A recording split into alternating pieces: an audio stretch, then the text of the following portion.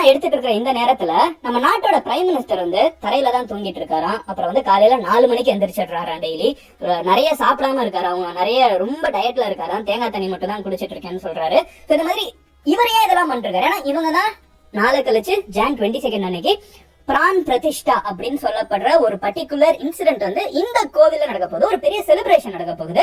அதை நம்ம நாட்டோட பிரைம் மினிஸ்டர் தான் தாங்கி செஞ்சு வைக்க போறாரு. அதுக்காக அவர் 11 நாளா காலையில 4 மணிக்கு நான் எந்திரிச்சிடுறேன்ப்பா, நான் வந்து ஒழுங்கா தூங்குறது கூட கிடையாது, நான் வந்து தேங்காய் தண்ணி தான் குடிக்கிறேன், எனக்கு வந்து பெட்ல படுக்க மாட்டேன், தரையில தான் படுப்பேன், அவங்க நாட்டோட பிரைம் மினிஸ்டர் ஒரு சைடு ஒன்று பண்ணிட்டு இருக்காரு. இதெல்லாம் ஒரு சைடு போயிட்டு இருக்கப்போ இன்னும் ஹிந்துவிசம்ல இருக்கிற சில பேர், சங்கராச்சாரியாஸ்னு சொல்ற சில பேர் இருந்துகிட்டு இல்ல இந்த கோவிலுக்கு நாங்க வரமாட்டோம், இந்த கோவில் முடிக்கவே இல்லை, இந்த கோவில்ல மொத்தம் 3 ஃப்ளோர் இருக்குது, 2 ஃப்ளோர் கெட்டியே முடிக்கல, அதுக்குள்ள எதுக்கு இதெல்லாம் பண்ணிட்டு இருக்கீங்க அப்படிங்கிற ஒரு கேள்வி எழுப்புறாங்க. இன்னொரு சைடு இருந்துகிட்டு இது எலெக்ஷனுக்காக பண்ற ஒரு விஷயங்க, இந்த எலெக்ஷன் வரப்போகுது இன்னும் கொஞ்சம் மாசத்துல, அதுக்காக இதை பில்டப் பண்ணிருக்காங்கன்னு சொல்றாங்க. சோ 1008 கருத்து இருக்குது. கருத்தெல்லாம் ஓரமா வச்சுக்கிட்டு என்ன நடந்துட்டு இருக்குங்கிறத டீட்டெயிலா பார்க்க ஆரம்பிப்போம். இந்த கதை என்னன்னு தெரிஞ்சுச்சுன்னா Jan 22 உங்க வீட்டுல உங்க ஃப்ரெண்ட்ஸ் எல்லாருமே இதை பத்தி பேசுவாங்க. இருக்கிறதுல அதிகமா ஃபிளெக்ஸ் பண்ணும், உங்களுக்கு அதிகமா தெரியணும்னா இந்த வீடியோ ஃபுல்லா பாருங்க, நம்ம ஃபுல்லா பேசுவோம். விஷயம் நம்ம எங்க இருந்து ஆரம்பிக்க போறோம்னு பாத்தீங்கன்னா, நம்ம கிட்டத்தட்ட காலத்துல பல 1000 வருஷத்துக்கு முன்னாடி போக போறோம். ஏன்னா அங்க இருந்துதான் கதை ஆரம்பிக்குது. சோ என்ன அப்படின்னு பாத்தீங்கன்னா, ஹிந்துவிசம்ல இருக்கிற ஒரு முக்கியமான புக்கே வந்து என்னன்னு பாத்தீங்கன்னா ஸ்டோரி வந்து ராமாயணம் நம்ம சொல்லிடலாம். சோ இந்த ராமாயணத்துல இருக்கிற ஒரு முக்கியமான கேரக்டர், அந்த ஹீரோ கேரக்டர் வந்து அப்கோர்ஸ் ராமர், கரெக்டா? சோ அவங்க வந்து பிறந்த இடம் தான் வந்து அயோத்தியில இருக்கிற ஒரு பர்டிகுலர் கோவில் அப்படின்னு வந்து பல வருஷமா நம்பிட்டு இருந்திருக்காங்க. சோ அவங்க வந்து பிறந்த இடம்னு சில பேர் சொல்றாங்க, இல்ல அங்க ஒரு கோவில் இருந்துச்சுன்னு சொல்றாங்க. அது இன்னைக்கு வரைக்கும் முன்ன பின்ன நிறைய பேர் பேசிட்டு இருக்காங்க, அதை விட்டுரும். பட் பேசிக்கா அவங்க அயோத்தியால தான் பிறந்தாங்க. இப்ப ஜீசஸ் வந்து பெத்லஹேம்ல பிறந்தாங்கன்னு சொல்லுவாங்க, அந்த மாதிரி ராமர் பிறந்த இடம் வந்து அயோத்தி தான் அப்படிங்கறது வந்து வெகுவா எல்லாருமே சொல்லக்கூடிய ஒரு விஷயம். இந்த ஒரு இடத்துல வந்து 1528 ஓகேவா, பாபரி அப்படின்னு சொல்லப்படுற ஒரு மஸ்ஜித் வந்து கட்டப்படுது. நம்ம எல்லாருக்குமே தெரியும், ஹிஸ்டரி புக்ல வந்து நம்ம பாபர் படிச்சிருப்போம், கரெக்டா? சோ அவங்களோட ஆசைக்கு இணங்க பாபரி மஸ்ஜித் அப்படிங்கிற ஒரு விஷயம் வந்து மிகப்பெரிய சைஸ்ல 1528 சோ ஆல்மோஸ்ட் ஒரு 500 வருஷத்துக்கு முன்னாடி வந்து இந்த இடத்துல கட்டப்படுது. ஓகேவா?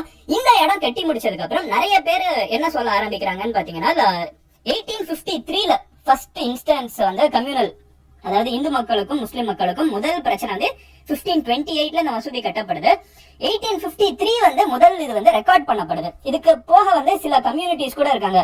சூரியவன்ஷி தாக்கூர் அப்படின்னு சொல்லப்படுற ஒரு கம்யூனிட்டி இருக்காங்க. அவங்க 500 வருஷம் கழிச்சு இன்னைக்குதான் தலப்பா கட்ட போறாங்க. இன்னைக்குதான் வந்து அவங்க சப்பல் போடுவாங்க. இனிமே மழையில வந்து அம்ப்ரலா கொண்டு போவாங்க, வெயில்லயும் அம்ப்ரலா கொண்டு போவாங்க. ஏன்னா 500 வருஷமா இந்த சூரியவன்ஷி தாக்கூர்ஸ்ங்கிறவங்க வந்து என்ன சொல்றாங்கன்னு பாத்தீங்கன்னா, இந்த இடத்துல வந்து ஒரு பெரிய கோவில் இருந்துச்சு, அந்த கோவிலை இடிச்சுட்டு தான் வந்து பாபர் வந்து இந்த மசூதி கட்டினாரு. அவங்க அதை கட்டிட்டாங்கன்னு தெரிஞ்ச உடனே இந்த சூரியவன்ஷி தாக்கூர் சார்னு பாத்தீங்கன்னா ராமரோட வம்சாவளி வந்தவங்க, நம்பக்கூடியவங்க. சோ அவங்களை வந்து நாங்க ராமரோட வம்சாவளி நம்பக்கூடியவங்க. சோ இங்க வந்து பாபர் வந்து ஒரு மசூதி கட்டிட்டாருன்னு தெரிஞ்ச உடனே கிட்டத்தட்ட 1 லட்சம் பேர், எக்ஸாக்ட் நம்பர் சொன்னா 90,000 சூரியவன்ஷி தாக்கூர்ஸ் வந்து சண்டைக்கு போனாங்க. போறப்போ ஒரு சூரிய குண்டு அப்படின்னு சொல்ல போற ஒரு குளம் இருக்குது.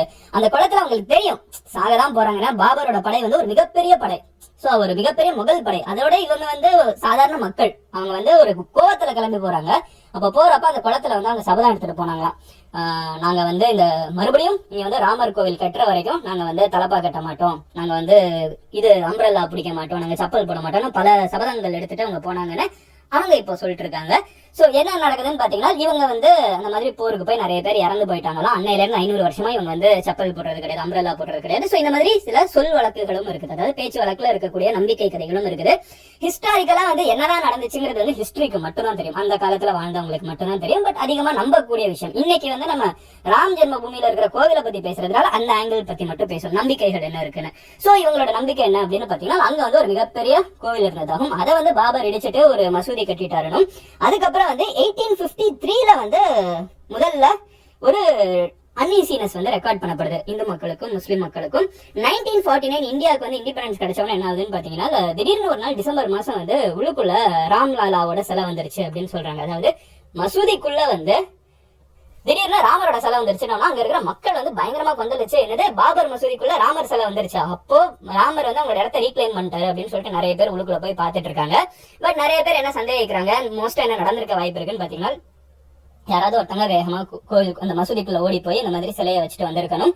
அது வச்சதுல இருந்தே வந்து நிறைய கான்ட்ரவர்சி வெடிக்க ஆரம்பிச்சிருச்சு. அப்ப ஜவஹர்லால் நேரு வந்து இந்தியாவோட பிரைம் மினிஸ்டர் இருந்திருக்காரு. சோ அவர் வந்து முஸ்லிம்ஸ்க்கும் இந்தியன் ஹிந்துஸ்க்கும் வந்து மசூதிக்குள்ள ஹிந்துஸ் நிறைய பேர் உள்ளுக்குள்ள என்ட்ராய் ராமரை பாக்குறேன்னு சொல்றப்ப உள்ளுக்குள்ள ஒரு ராமர் சிலை இருக்குது, அதை ரிமூவ் பண்றதா இல்லையா ஏகப்பட்ட கான்ட்ரவர்சி போக ஆரம்பிச்சோன்னா அவர் என்ன பண்றாருன்னு பாத்தீங்கன்னா மொத்த மசூதியை மூடி வைக்கணும் அப்படின்னு சொல்லிட்டாரு. ஓகேவா? இல்ல இந்த மாதிரி நீங்க வந்து பண்ணக்கூடாது, மூடி வச்சிடுங்க, நீங்க இனி உனக்கு வேணாம் அமைதியாரு அப்படின்னு சொல்லி அவர் ஒண்ணு சொல்லியிருக்காரு. 1984 என்ன ஆகுது அப்படின்னு பாத்தீங்கன்னா விஸ்வ ஹிந்து பரிஷத் அப்படிங்கிறவங்க வந்து ராம் ஜென்ம பூமி மூவ்மெண்ட் அப்படிங்கிற ஒரு விஷயத்தை ஆரம்பிக்கிறாங்க. இவங்களோட மெயின் கோல் என்ன அப்படின்னு பாத்தீங்கன்னா the movement aimed at reclaiming the birthplace of Rama and building a temple. இவங்களோட நம்பிக்கை என்னன்னு பாத்தீங்கன்னா அங்கதான் ராமர் பிறந்தாரு, அந்த இடத்த நாங்க ரீக்ளைம் பண்ணி வந்து கோவில் கட்டணுங்கிறத இவங்களோட கோலாவே இருக்குது. இது 1984 ஆரம்பிக்குது. 1986ல வந்து கோர்ட் வந்து கேட்ஸை ஓபன் பண்ண சொல்லி ஆர்டர் பண்றாங்க. 1992 வந்து ஒரு ரொம்ப துரதிருஷ்டமான சம்பவம் நடக்குது. இவ்வளவு பெரிய ஒரு மசூதி பாபர் வந்து கோவிலை இடிச்சு கட்டினாரா இல்லையானுங்கிறத பாக்குறதுக்கு நம்ம யாரும் உயிர் வாழல. ஆனா இந்த பாபரி மஸ்ஜிதி வந்து ஒரு மிகப்பெரிய ஸ்ட்ரக்சர். அதை வந்து நிறைய பேரு நேரே நின்று ஒரு பெரிய ஸ்டாம் பண்ணி பிளான் பண்ணி பல நாள் பிராக்டிஸ் பண்ணி அந்த மசூதிக்குள்ள போய் அந்த மசூதியை உடைச்சு மக்கள் தரமட்டமாக்குனாங்க. அது வந்து நிறைய கலவரங்களுக்கு இந்தியாவில் உருவாக்குச்சு. ரொம்ப ரீசெண்டா வந்து இந்த 26/11 அந்த தாஜ்ல அட்டாக் நடந்துச்சு. பின்னாடி இருக்கிற ஹஃபீஸ் சையத் அப்படிங்கிற ஒரு ஆள் இருக்காரு. அவர் வந்து இந்த பாபரி மஸ்ஜித் இடிஞ்சதுக்கு அப்புறம் அவர் பாகிஸ்தான்ல இருந்து இந்தியாவுக்கு டிராவல் பண்ணி வந்ததாகவும் அந்த மண்ணில் வந்து சபதம் எடுத்துக்கிட்டாரு, நான் இந்தியாவை பழி வாங்குவேன்னு. அதோட ஒரு ரியாக்ஷன் கூட இந்த தாஜ்ல நடந்த தாக்குதல்னு சொல்லுவாங்க. சோ இந்த மாதிரி இந்தியாவில் அதுக்கப்புறம் வந்து இந்த தீவிரவாத தாக்குதல்கள் ரொம்ப அதிகமாச்சு. அந்த பாபரி மஸ்ஜித் இடிஞ்ச நாள்னு இருக்குல்ல, அது இடிஞ்ச அன்னைக்கு சில ரைட் விங் பத்திரிகைகள் கூட நீங்க துக்ளக்கே பாத்தீங்கன்னா கூட வந்து இது ஒரு கண்டம் பண்ண வேண்டிய ஒரு நாள், இது வந்து ஒரு கருப்பு நாள் அப்படிங்கறத வந்து அவங்களோட கவர் பேஜ்லயே போட்டிருந்தாங்க. அதுக்கப்புறம் வந்து அகைன் கான்ட்ரவர்சி எரப்ட் ஆக ஆரம்பிச்சிச்சு. என்னன்னு பாத்தீங்கன்னா இப்ப பாபரி மஸ்ஜித்ங்கிற ஒரு 500 வருஷம் ஸ்ட்ரக்சர் நம்ம காலகட்டத்துல காணாம போயிருக்கு. நம்ம எல்லாருமே கண்ணுல பாக்குற மாதிரி டாக்குமெண்டட் போட்டோகிராஃப்ஸோட காணாம போயிருக்கு, நம்மளுக்கு தெரிய வருது. இதுக்கப்புறம் என்ன ஆகுதுன்னு பாத்தீங்கன்னா ஒரு சைடு இருந்துகிட்டு சரி இந்த இடம் யாருக்குமே வேணாம் விட்டுருங்க அப்படிங்கறது இருக்குது. இன்னொரு சைடு இல்ல இதை வந்து முஸ்லிம்ஸ்க்கு கொடுங்க, இது அவங்களுக்கு தானே சரியான இடம்னு சொல்றது. இன்னொன்னு இல்ல ஹிந்துஸ்க்கு கொடுங்க அப்படின்னு இருக்குது. சோ கோர்ட் வந்து எடுக்க ஆரம்பிக்கிறாங்க. சோ கோர்ட் எடுக்க ஆரம்பிச்சதுக்கு அப்புறம் 2002ல இருந்து 2003க்கு வந்து ஒரு ஆர்கியாலஜிக்கல் சர்வே வந்து கோர்ட் வந்து எடுக்க சொல்றாங்க. அந்த ஆர்கியாலஜிக்கல் சர்வேல வந்து செக் பண்ணி பாக்குறப்போ இந்த மசூதிக்கு கீழே வந்து கோவில் ஸ்ட்ரக்சர் இருந்ததுக்கான சாட்சிகள் இருக்குதுன்னு ஆர்கியாலஜிக்கல் சர்வே ஆஃப் இந்தியா வந்து ஒரு விஷயம் சொல்றாங்க. இது அகைன் வந்து டிபேட் பண்ணப்படுது, முன்ன பின்ன போயிட்டே இருக்குது. இதெல்லாம் ஃபைனலி எங்க வந்து முடியுது அப்படின்னு பாத்தீங்கன்னா 2020ல நானே அதுல ஒரு வீடியோ கூட மேக் பண்ணிருக்கேன். 2019ல வந்து சுப்ரீம் கோர்ட் வந்து ஒரு வெர்டிக்ட் கொடுக்குறாங்க. என்ன வெர்டிக்ட்னு பாத்தீங்கன்னா இந்த இடத்துல மொத்த இடத்தையுமே வந்து கோவில் கட்டலாம் அப்படிங்கறத கொடுத்துக்கிட்டு முஸ்லிம்ஸ்க்கு வந்து இன்னும் கொஞ்சம் தள்ளி ஒரு செட் ஆஃப் லேண்ட் கொடுத்து அங்க நீங்க மசூதி கட்டிக்கலாம் அப்படிங்கிற ஒரு விஷயத்த கொடுக்குறாங்க. 2020ல வந்து ஃபவுண்டேஷன் ஸ்டோன் வந்து லே பண்ணப்படுது இந்த ஒரு பர்டிகுலர் கோவிலுக்கு. இந்த கோவில் கன்ஸ்ட்ரக்ஷன் ஆரம்பிச்ச காலகட்டத்தில இருந்தே பாத்தீங்கன்னா முடிஞ்ச அளவுக்கு சீக்கிரமா முடிச்சு போகணும்னு தான் ட்ரை பண்ணிட்டு இருக்காங்க. எப்படி பார்த்தாலும் 2026 ஆயிடும் இது கன்ஸ்ட்ரக்ஷன் முடியறதுக்கு. 26 இன்னும் 2 வருஷம் இருக்குது, இல்ல அட்லீஸ்ட் 1.5 வருஷமாவது ஆயிடும் தான் எதிர்பார்க்கப்பட்டு இருந்துச்சு. இப்ப வந்து ஆனா இப்ப என்ன பண்றாங்க அப்படின்னு பாத்தீங்கன்னா பிரான் பிரதிஷ்டா அப்படின்னு சொல்லக்கூடிய ஒரு பர்டிகுலர் ஃபங்க்ஷன் வந்து இப்ப நடத்துறாங்க. இதோட கோல் என்ன அப்படின்னு பாத்தீங்கன்னா உள்ளுக்குள்ள கொண்டு போய் வந்து அந்த கர்ப்ப கிரகத்துல இருக்கிற சாமியை போய் வச்சிருவாங்க. குழந்தை ராமர், சோ அதுல வந்து ஃபுல் ஃபிளெட்ஜ்ட் ராமர் இருக்க மாட்டாரு, பிறந்த இடம்ல, சோ பேபி ராம். சோ அவங்கள வந்து உள்ளுக்குள்ள போய் சிலையா வைப்பாங்க. சோ நம்பிக்கை என்னன்னு பாத்தீங்கன்னா அந்த கோவிலுக்குள்ள போய் வைக்கிற வரைக்கும் அவங்க கல் தான். ஆனா அதுக்கப்புறம் இந்த பிரான் பிரதிஷ்டா அப்படின்னு சொல்லக்கூடிய பல பூஜைகள் பல சம்பிரதாயங்கள்லாம் பண்ணி முடிச்சதுக்கு அப்புறம் அவங்களுக்கு வந்து கடவுளா பார்க்கலாம். சோ ஒரு கல்லுக்குள்ள கடவுளா அவங்கள பாக்குறதுக்கான ஒரு முக்கியமான ஃபங்க்ஷன் தான் இந்த பிரான் பிரதிஷ்டா அப்படிங்கிறது. இந்த ஃபங்க்ஷனை வந்து இப்போ பிரைம் மினிஸ்டர் வந்து தலைமை தாங்கி செய்ய போறாருங்கிறப்போ ஒரு சைடு வந்து என்ன சொல்றாங்கன்னு பாத்தீங்கன்னா இவங்க பண்றது வந்து எலெக்ஷன் வரப்போகுது. சோ இன்னும் ஒரு 2-3 மாசத்துல எலெக்ஷன் வந்துடும். சோ அந்த எலெக்ஷனுக்காக வந்து இவங்க முன்னாடியே இதை பண்ணணும்னு நினைக்கிறாங்க. இது முடியறதுக்கு எப்படி 2 வருஷம் இருக்குல்ல, ஓட் பேங்க் பாலிடிக்ஸ் அப்படின்னு ஒரு சைடு சொல்றாங்க. இன்னொரு சைடு என்ன சொல்றாங்கன்னு பாத்தீங்கன்னா இருந்துட்டு போகுது, ஆனா அவங்க தான் செஞ்சிருக்காங்கல்ல, திறந்தா என்ன பிரச்சனை அப்படின்னு ஒரு சைடு சொல்றாங்க. மூணாவது சைடு என்ன சொல்றாங்க அப்படின்னு பாத்தீங்கன்னா இதெல்லாம் ஒண்ணுமே கிடையாதுங்க, இவங்க வந்து பிரைம் மினிஸ்டர் முதல்ல செஞ்சு நடத்தவே கூடாது, இதை வந்து அந்த கோவிலுக்குன்னு இருக்கிற பூசாரிகள் தான் பண்ணணும். அதே மாதிரி இன்னொரு விஷயம் என்னன்னு பாத்தீங்கன்னா ஒரு கோவில் முடிஞ்சதுக்கு அப்புறம் தான் பிரான் பிரதிஷ்டா பண்ணும்.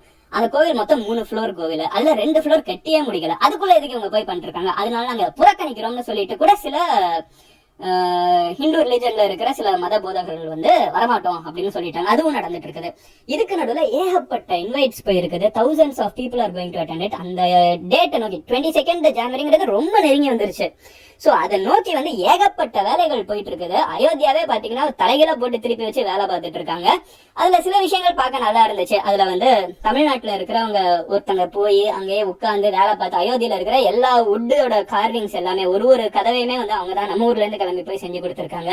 ஸ்ட்ரக்சர் வந்து நார்த் இந்தியன் ஸ்ட்ரக்சரா இருந்தாலும் உள்ளுக்குள்ள இருக்கிற இந்த ராமர் சிலை இருக்குல்ல, அது வந்து ஒரு கருங்கல்ல உருவாக்கப்படுற சிலையா இருக்குது. நம்ம ஜெனரலா நார்த் இந்தியன் கோயில்னு சொன்னா கிரானைட்ல இருக்கும்ல, பட் அந்த மாதிரி ஐ மீன் அந்த ஒயிட் கலர் மார்பிள் அது ஏதோ ஒன்று இருக்கும், பொம்மை மாதிரி இருக்கும். எஸ்பெஷலி இங்க நம்ம ஊர்ல கோவில்லாம் பார்த்து நார்த்ல போனா எல்லா பொம்மை மாதிரி இருக்குன்னு யோசிக்க தோணும். அங்க வந்து ஆனா ஒரு சவுத் இந்தியன் பர்சன், இன்ஃபேக்ட் அதை செஞ்சவங்க கூட வந்து மைசூர்ல இருந்து தான் அந்த மெயின் கர்ப்ப கிரகத்துல இருக்கிற ராமர் சிலையை வந்து செஞ்சு கொடுத்திருக்காங்க. ஸோ இந்த மாதிரி ஒரு ஃபியூஷன் ஆஃப் அமல்கமேஷன் ஆஃப் கல்ச்சர்ல தான் இந்த கோயில் கட்டப்படுது. அதுக்கு செலவு வந்து 1800 crores சொல்றாங்க. மொத்தம் வந்து 70 ஏக்கர் கேம்பஸ், அதுல 2 ஏக்கருக்கு கோவில் மட்டுமே இருக்குது. மீதி இருக்கிற ஏரியால வந்து ராமர் சம்பந்தமான எஜுகேஷன் சென்டர்ஸ், தியேட்டர்ஸ், அப்புறம் வந்து இந்த கார்டன்ஸ் எல்லாமே வந்து ராமாயண தீம்ல வந்து செஞ்சு வச்சிருக்காங்க. 5 கோபுரம் மொத்தம் கோவில்ல இருக்குது. 392 பில்லர்ஸ் இருக்குது. ஒரு பில்லருமே பயங்கரமான கார்விங்ஸோட இருக்குது. 44 கதவுகள் இருக்குது. அதுல உட்டன் டோர்ஸ் எல்லாமே வந்து நம்ம ஆட்கள் தமிழ்நாட்டுல இருந்து போய் அங்க உட்காந்து செஞ்சு கொடுத்திருக்காங்க. 14 டோர்ஸ்க்கு வந்து கோல்டன் முலாம் பூசப்பட்டு இருக்குது. 2100 கிலோ கணக்குல ஒரு பெல் வச்சிருக்காங்க. இந்த பெல்ல வந்து சவுண்ட் அடிச்சாங்கன்னா டங்குன்னு அடிச்சாங்கன்னா அது 5 கிலோமீட்டர் போகணும் சில நியூஸ் சேனல்ல சொல்றாங்க. சில இதுல 15 கிலோமீட்டர் போகுறாங்க. எனக்கு 1 கிலோமீட்டர் தள்ளி சவுண்ட் கேட்கணும் எனக்கு ஆச்சரியமா தான் இருக்கும். ஏன்னா இன்னைக்கு நம்ம வந்து நிறைய நாய்ஸ் பொல்யூஷனுக்குள்ள இருக்கும். பட் ஒரு சவுண்ட் அடிச்சா அது அத்தனை கிலோமீட்டர் போகும்னா அது பயங்கரமான ஒரு சவுண்டா இருக்கணும். உள்ளுக்குள்ளேயே பாத்தீங்கன்னா சொன்னேன்ல பெரிய ஏக்கர் கேம்பஸ் இருக்குன்னா உள்ளுக்குள்ளே வந்து ஃபயர் ஸ்டேஷன் இருக்குது. உள்ளுக்குள்ளே எலக்ட்ரிசிட்டி ஸ்டேஷன் வச்சிருக்காங்க. அண்ட் இதுக்குள்ள வந்து அயனே பெருசா யூஸ் பண்ணலாங்கிறாங்க கோவிலுக்குள்ள. ஏன்னா இந்த கோவில் வந்து பல 1000 வருஷம் இருக்கணும்னு ஆசைப்படுறாங்க. அதனால அயனோட லைஃப் டைம்னு ஒண்ணு இருக்குது. அதனால அயன் யூஸ் பண்ணாம ஒரு ரேரான கல்லு மட்டும் தான் யூஸ் பண்ணிருக்காங்க. இந்த கல் வந்து பிங்க் ஸ்டோன் சம்திங். இது வந்து ராஜஸ்தான்ல இருந்து வந்திருக்குது. இது மைன் பண்ண இடத்துல வந்து ஆக்சுவலா இதுக்கு பெர்மிஷனே கிடையாது. இது வந்து ப்ரொடெக்டட் ஏரியான்னு சொல்லிட்டாங்க. இருந்தாலும் இந்த கோவிலுக்கு எக்ஸெப்ஷன் மேக் பண்ணி மைனிங் பெர்மிஷன்லாம் வாங்கியிருக்காங்க. சோ அந்த கற்கள் இனிமே மறுபடியும் இந்த கல்லுல எதுவுமே செய்ய முடியாது. சோ அந்த மாதிரி ரேரான ஸ்டோன்ஸ்ல வந்து இந்த கோவில் கட்டப்பட்டிருக்குது. இட்ஸ் ஹியூஜ், ஓகேவா, ஹியூமங்கஸா கட்டி வச்சிருக்காங்க.